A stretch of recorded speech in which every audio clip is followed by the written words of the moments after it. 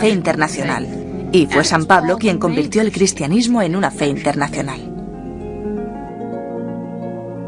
Por esta razón, las catacumbas se convirtieron en un lugar de culto y visita a los santos y los mártires para los primeros cristianos.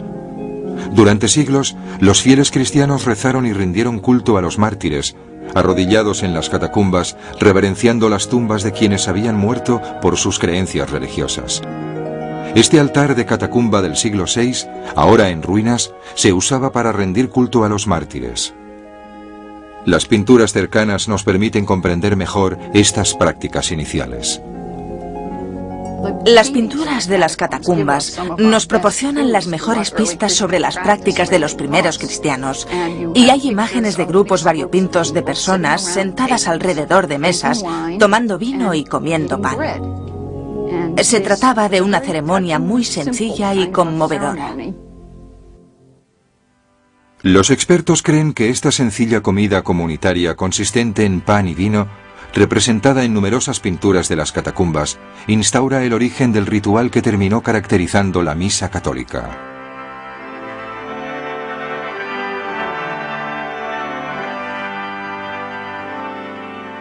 Las creencias que los primeros cristianos expresaron en el arte de sus catacumbas eran revolucionarias y al final fueron adoptadas por la mayoría del mundo. La más importante era la creencia en que la muerte no era el final, sino la puerta de entrada a la liberación divina y a la vida eterna. La historia bíblica de Lázaro, que volvió milagrosamente a la vida al tocarlo Jesús después de 4 días en la tumba, aparece en numerosas paredes de las catacumbas. Una pared de la catacumba Pristila ilustra el relato bíblico de los 3 jóvenes que Nabucodonosor lanzó al fuego.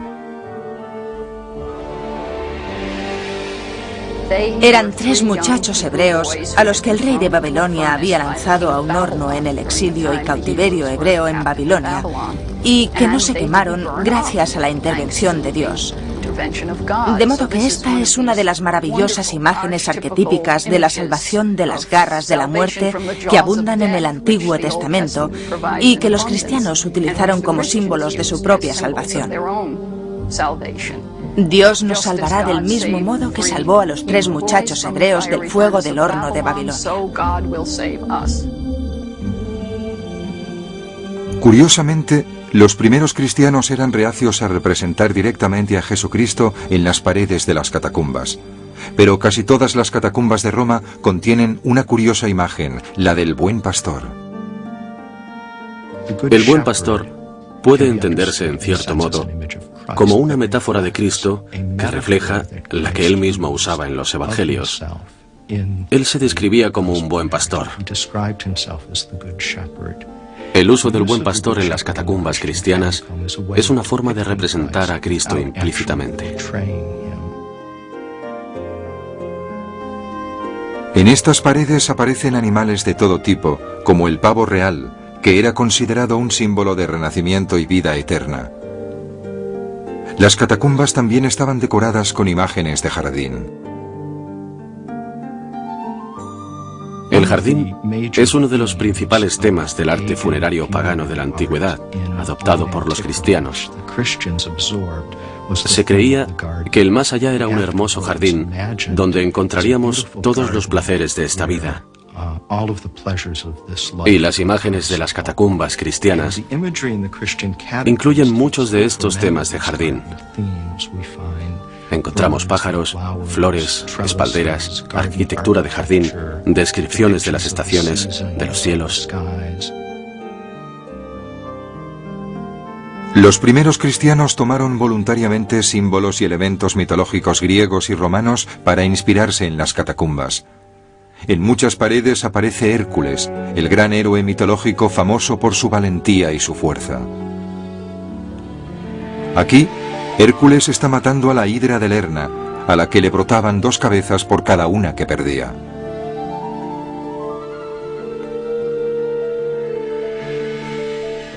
También resulta muy interesante el uso que hacían los primeros cristianos de las imágenes de delfines.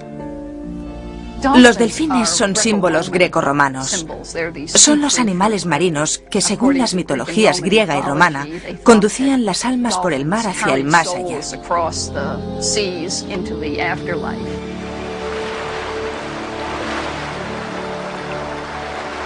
La ceremonia funeraria era el inicio de este viaje al más allá. Después de cruzar la entrada de las catacumbas, los cuerpos de los difuntos eran transportados a veces a grandes distancias por los pasadizos subterráneos que conducían hasta los lóculos o los arcosolios preparados para recibir el cadáver.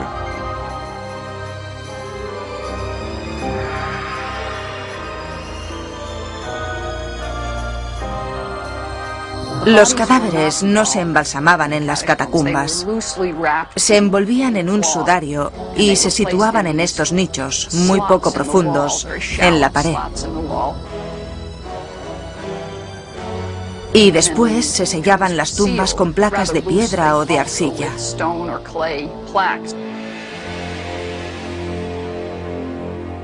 Después de que se hubieran puesto las placas de piedra en la abertura de la tumba, se les aplicaba argamasa preparada con polvo de toba y agua para sellarlas. Y encima se colocaba una inscripción para identificar al difunto y desear su descanso eterno.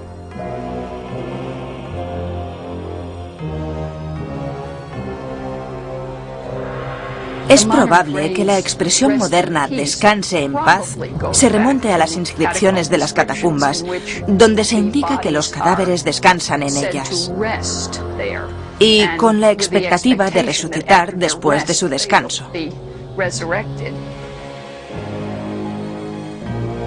Estas inscripciones eternas nos dicen algo más que el nombre de una persona que vivió y murió hace mucho tiempo. Las inscripciones nos proporcionan información sobre los tipos de trabajo de la antigüedad, en su mayoría artesanos, pero había incluso cantantes o dentistas. Esta tumba es la llamada cripta de los toneleros.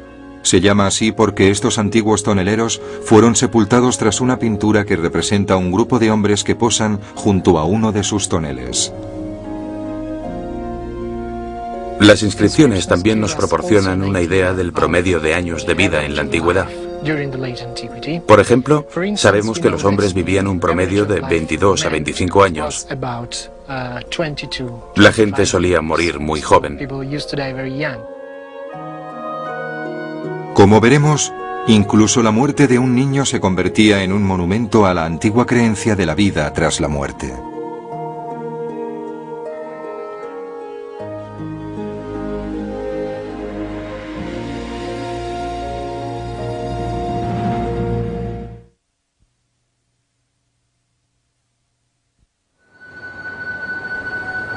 Durante la antigüedad, hubo un período en que se afirmaba que todos los caminos conducían a Roma.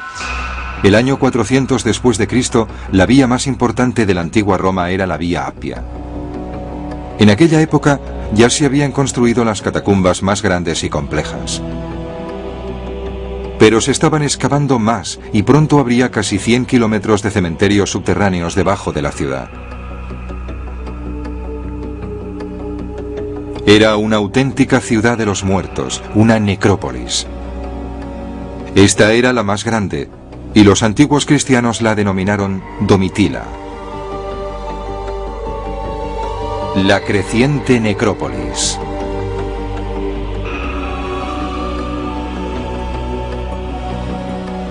La catacumba de Domitila recibió este nombre por la sobrina del emperador Domiciano, que gobernó durante el siglo I. Es probable que la excavación de la catacumba de Domitila se iniciara en ese siglo y se prolongara más de 200 años. Todavía pueden verse en ella las marcas de los picos de los fosores o excavadores.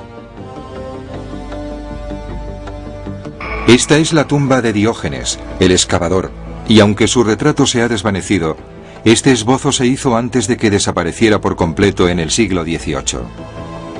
Fue sepultado aquí, en Domitila, la catacumba que había ayudado a excavar. En sus paredes también aparece la imagen de marineros enterrados en ella. Quizás estas almas voluntariosas tripularan las naves que remontaban el río Tíber desde la antigua ciudad portuaria de Ostia para llevar cereales y otras mercancías a Roma.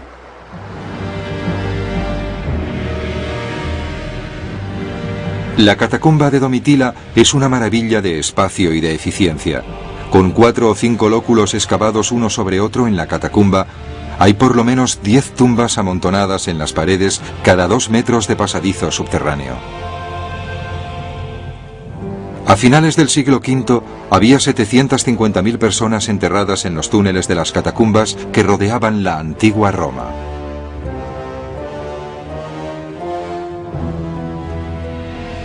La catacumba de Domitila consta de varias redes superpuestas de pasadizos.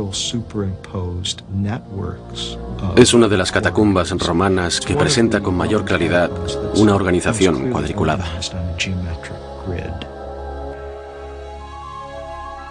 Domitila es inmensa.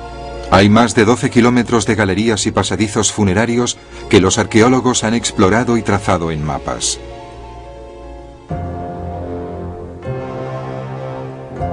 La existencia de tantos kilómetros de catacumbas debajo de Roma dio lugar hace mucho tiempo al mito de que los antiguos cristianos se escondían en ellas durante los períodos de peligro o de persecución. Las películas mudas y las ilustraciones de finales del siglo XIX y principios del XX favorecieron esta idea. Pero los expertos y los arqueólogos cuestionan la creencia centenaria de que estos túneles se usaban como escondite. Las catacumbas no se construyeron como escondrijos, se construyeron como cementerios subterráneos, y no se necesita demasiada imaginación para ver por qué eran escondrijos muy malos. La historia nos indica que las autoridades romanas conocían la existencia de las catacumbas y su situación. Si los antiguos cristianos necesitaban un refugio, las catacumbas no podían considerarse un lugar secreto. El verdadero motivo por el que la gente no podía esconderse ahí abajo era el olor que desprendían los millares de cadáveres en descomposición. El hedor debía de ser increíble y el olor a carne humana en putrefacción es angustiante, nauseabundo, psicológicamente horripilante y además tóxico.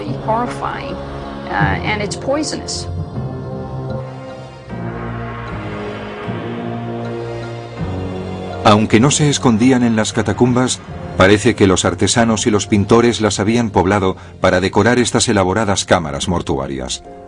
Pero sigue formulándose una pregunta sin respuesta: ¿por qué?